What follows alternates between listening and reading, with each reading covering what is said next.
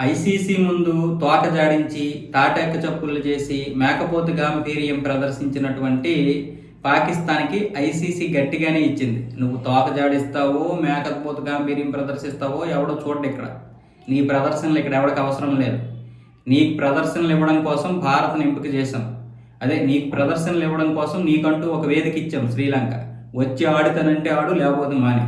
బంగ్లాదేశ్కి తర్వాత ఉంటుంది. బంగ్లాదేశ్కి మేము ఎన్ని హామీలు ఇచ్చినా సరే ఆడలేదు కాబట్టి బంగ్లాదేశ్ సంగతి తర్వాత చూస్తాం. నువ్వు దేనికి ఆడనంటున్నావు? నువ్వెందుకు ఓవర్ యాక్షన్ చేస్తున్నావు?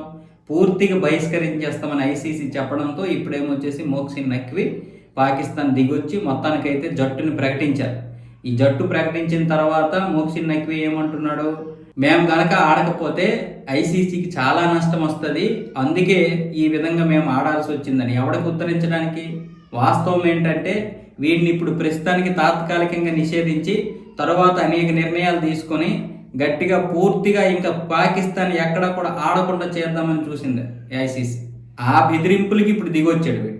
మళ్ళీ ఏమొచ్చేసి వీడేదో ఐసీసీకి ఇది చేస్తున్నట్లుగా మాట్లాడుతున్నాడు.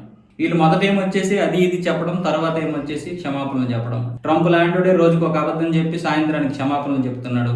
తొక్క ఈ పాకిస్తాన్కి ఓ లెక్క. అందుకే ఈ విధంగా వీళ్ళు ఏమొచ్చేసి ఉదయం ఒకలాగా సాయంత్రం ఒకలాగా ట్రంప్ లాగా బిహేవ్ చేస్తూ ఉన్నారు.